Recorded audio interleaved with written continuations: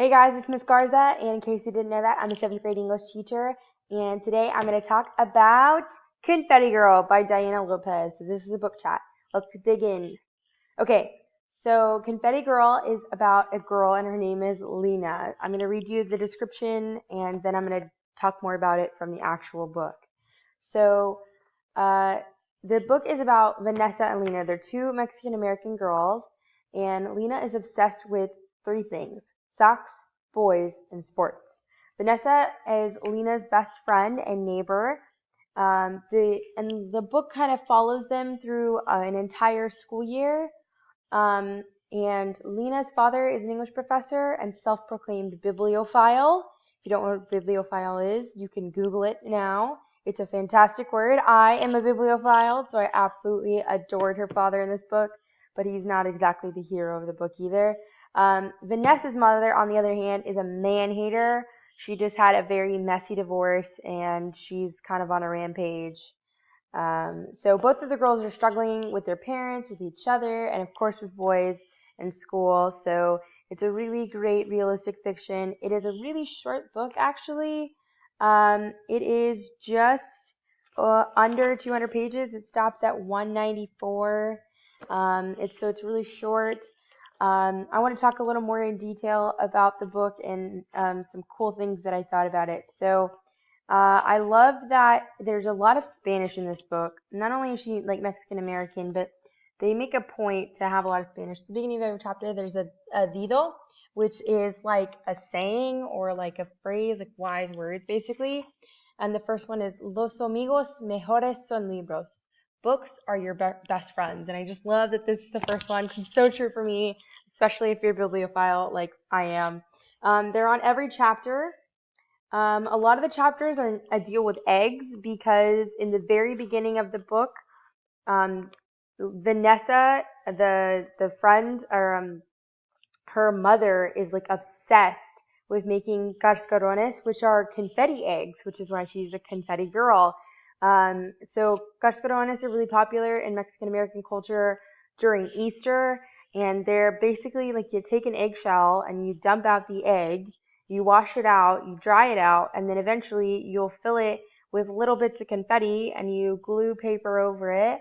And then on Easter or a celebration or get together of any time, really, you crack it over somebody's head, and normally they're your friends, and it's good for a good laugh, and they get confetti all over them, you get confetti over you. It's kind of like a water balloon fight, except with confetti and eggs. So that's a really big part of this book, those confetti eggs, and you can tell that like Cascarones, like it's the title of a lot of chapters. It talks about eggs. It uses eggs as a really big metaphor. Um, and then I know you can tell that, like, obviously the socks part is pretty big. She really is into socks. She uses socks in the most creative ways.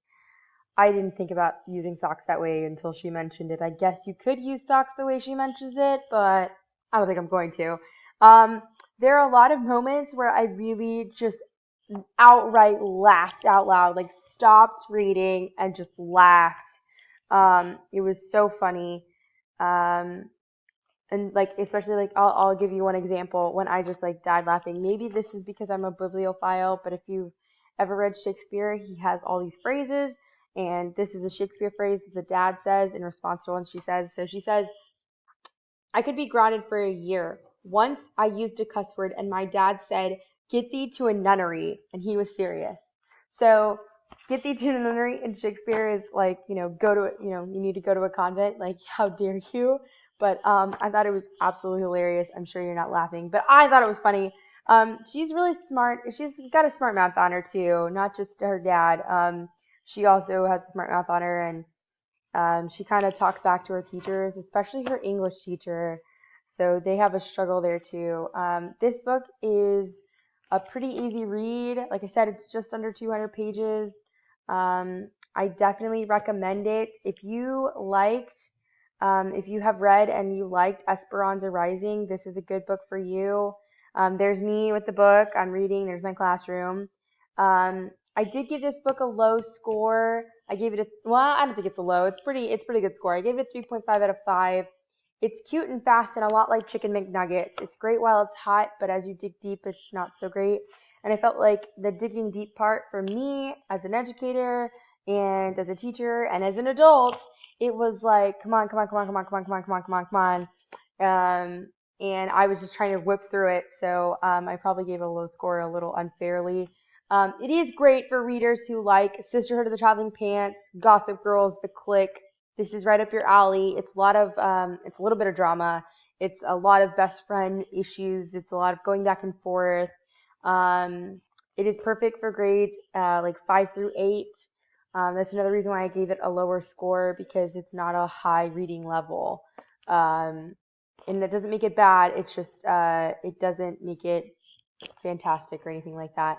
So it is worth reading. Definitely consider reading this one. It's Confetti Girl by Diana Lopez.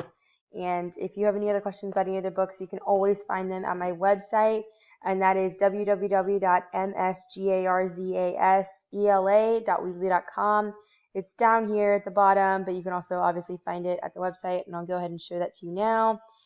Here it is. Here's my website. And if you want to find out more, you can always find it at the Obsessed Reader tab, which is my blog. And I try and post on that. And I try to post about the books that I'm reading pretty frequently. And I'll be making a post and adding this to that post. So maybe you're already watching it there. Anyways, that's about all for today. And you guys have a great day. Remember, reading inspires.